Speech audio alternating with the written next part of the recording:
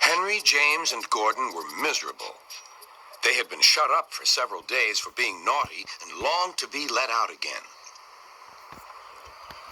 At last, Sir Topham had arrived. "I hope you are sorry," he said, "and that you understand that every job on the railway is important. We have a new tank engine called Percy, who helps pull coaches, and Thomas and Edward have worked the main line nicely. But I will let you out now if you promise to work hard." "Yes, sir," said the three engines, "we will."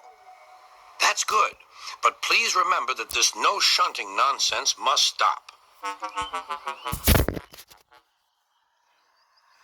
Sir Topham Hatt then told Percy, Edward, and Thomas that they could go and play on the branch line for a few days. And they ran off happily to find Annie and Clarabelle at the junction. The two coaches were very pleased to see Thomas again. Edward and Percy played with the freight cars. "Stop, stop, stop," screamed the cars as they were pushed into their proper sidings. But the two engines laughed and went on shunting till the cars were tidily arranged.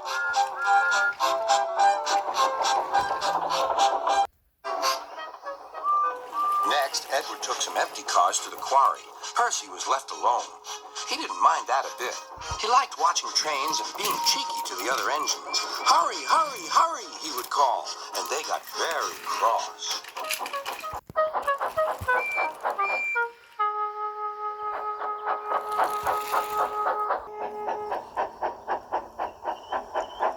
After a great deal of shunting, Percy was waiting for the signalman to set the switch so he could get back to the yard. Percy was being rather careless and not paying attention. Edward had warned Percy, "Be careful on the main line. Whistle to the signalman that you are there." But Percy didn't remember to whistle, and so the busy signalman forgot him. Percy waited and waited. The switch was still against him, so he couldn't move. Then he looked along the main line. "Beep, beep!" He whistled in horror, for rushing straight toward him was Gordon with the express. "Oh!" groaned Gordon. "Get out of my way!"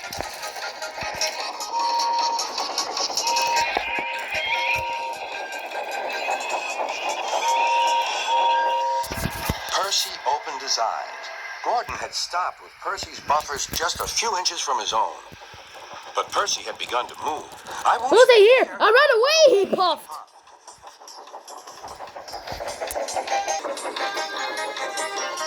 He went straight through Edward's station and was so frightened that he ran right up Gordon's hill without stopping.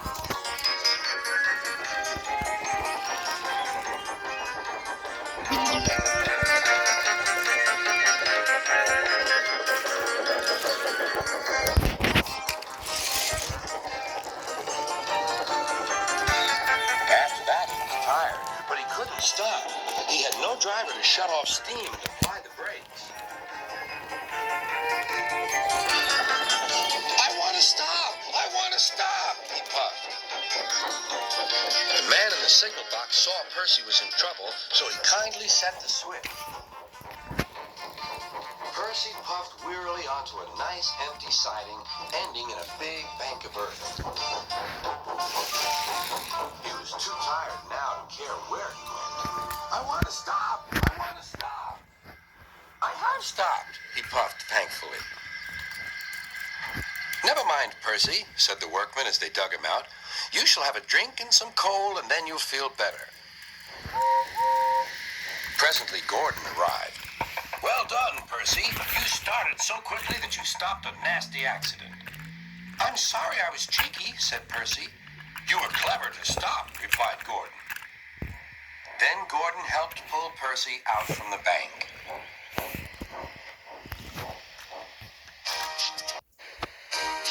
The two engines are now good friends, but Percy is always most careful when he goes out on the main line.